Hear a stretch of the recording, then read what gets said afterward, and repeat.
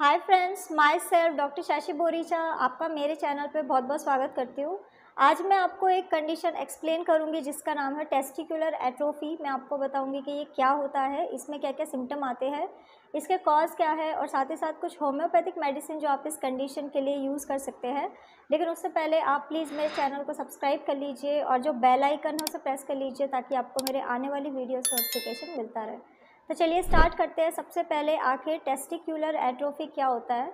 तो testicular atrophy का मतलब है कि जब भी टेस्टिकल्स का साइज़ छोटा हो जाए और टेस्टिकल्स श्रिंक होने लग जाते हैं तो इसी कंडीशन को हम लोग एट्रोफी कहते हैं। टेस्टिकल्स दो ग्लैंड्स होते हैं मेल रिप्रोडक्टिव ऑर्गन का जो स्क्रॉटल एरिया में प्रेजेंट होता है। स्क्रॉटम का मेन फंक्शन यही है कि वो टेम्परेचर को रेगुलेट करता है जिसके वजह से स्पर्म का प्रोडक्शन होने लग जाता है। अब मैं आपको इसके सिम्टम बता देती हूँ कि अगर किसी पर्सन को टेस्टिकुलर एट्रोफी हुई है तो उसमें क्या क्या सिम्टम्स दिखाई देंगे।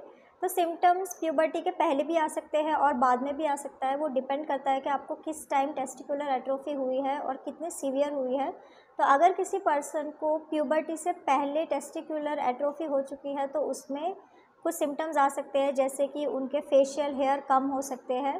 सेकेंडरी सेक्सुअल कैरेक्टर्स जो मेल में होते हैं वो नहीं डेवलप होते हैं, जैसे कि फेशियल हेयर का नहीं आना या फिर प्यूबिक हेयर नहीं आना। इसके अलावा जो उनका पीनिस साइज़ है वो कम होने लग जाता है और डेवलपमेंट अच्छे से नहीं होती है।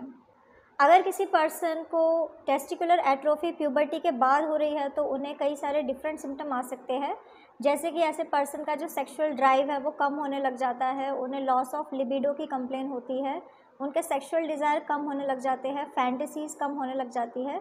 इसके अलावा ऐसे लोगों को इन फ्यूचर इनफर्टिलिटी हो सकती है, ऐसे लोग इन फ्यूचर इनफर्टाइल हो सकते हैं, उनके स्पर्म की क्वालिटी और क्वांटिटी दोनों कम होने लग जाती है।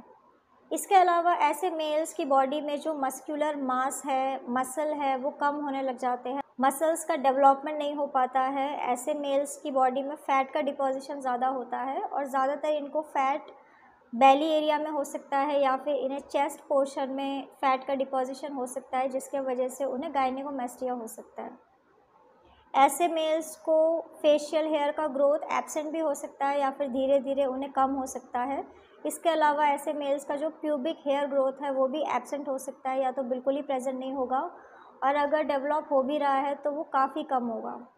इसके अलावा ऐसे मेल्स का जो टेस्टिकल्स है वो टच करने में बहुत ही ज़्यादा सॉफ्ट होते हैं। अब मैं आपको इसका कॉज बता देती हूँ कि आखिर क्या रीज़न है किसी पर्सन को टेस्टिकुलर एट्रोफी होने का।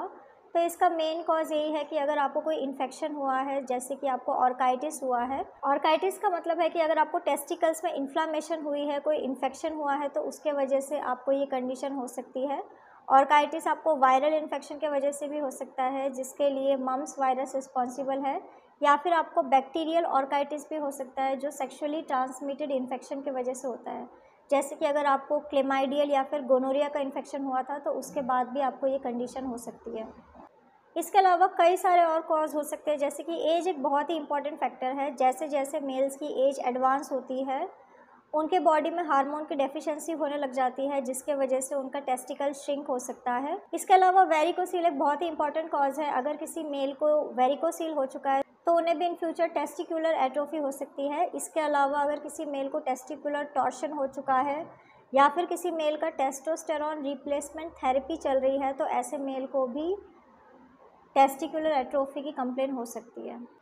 अब मैं आपको कुछ होम्योपैथिक मेडिसिन बता देती हूँ जो आप इस कंडीशन के लिए यूज़ कर सकते हैं। तो मेडिसिन जैसे कि आप टेस्टोस्टेरॉन 30 मेडिसिन का यूज़ कर सकते हैं, आप लाइकोपोडियम 30 मेडिसिन का यूज़ कर सकते हैं। इसके अलावा आप स्टेफिसेग्रिया 30 मेडिसिन का यूज़ कर सकते हैं।